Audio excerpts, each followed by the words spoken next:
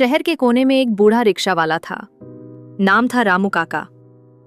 फटे पुराने कपड़े, टूटी चप्पलें, लेकिन एक चीज हमेशा उनके पास रहती थी, एक पुराना सा थैला।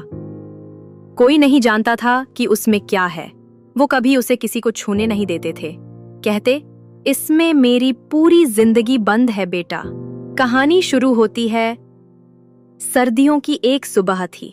ठंड से कांपती हुई सड़कें और धुंध से ढंकी जिंदगी। एक कॉलेज का लड़का अंशु रोज रामू काका की रिक्शा में कॉलेज जाता था। वो अकेला था। माँ बाप की मौत के बाद उसे इस बूढ़े में अपना कोई अक्स दिखने लगा था। रामू काका अक्सर कहते, बेटा रिश्ता खून से नहीं, समझदारी से बनता है। एक दिन अंशु ने हिम्मत करके पूछा, काका इस थैले में ऐसा क्या है जो आप इसे कभी नीचे नहीं रखते? रामू काका थोड़ी देर चुप रहे, फिर बोले, जिस दिन मैं न रहूं उस दिन खोलना इसे, तब समझ पाओगे।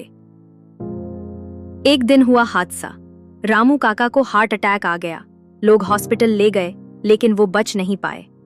अंशु को उनकी मौत ने अंदर से तोड़ दिया।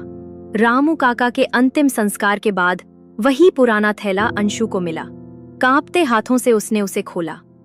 थैले के अंदर क्या था? सस्पेंस खुलता है। थैले में कुछ चीजें थीं। एक पुरानी चिट्ठी। 2 एक छोटा सा गुलाबी स्वेटर।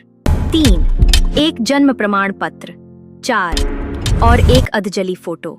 अंशु ने चिट्ठी पढ़ी। प्रिय बेटा, जब तू 1 साल का था, मैं मजबूरी में तुझे अनाथालय के बाहर छोड़ आया। तेरी माँ गुजर गई थी और मैं तुझे पालने लायक नहीं था, पर मैंने तुझे कभी छोड़ा नहीं।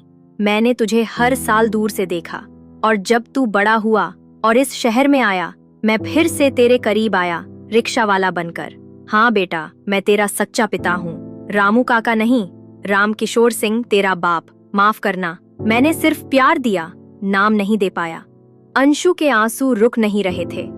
उसने देखा वो छोटा गुलाबी स्वेटर उसका ही था, जो उसकी माँ ने सिलवाया था। फोटो में उसकी माँ और एक जवान रामू काका खड़े थे। अंतिम दृश्य। अंशु ने थैला अपने पास रखा और अपने फेसबुक पर लिखा, मेरे पापा मुझे अनाथालय में छोड़ गए थे, लेकिन उनका प्यार मेरे साथ सवारी बनकर चलता रहा। मुझे अब कोई शिकायत नहीं, मैं उनका बेटा हूँ। गर्व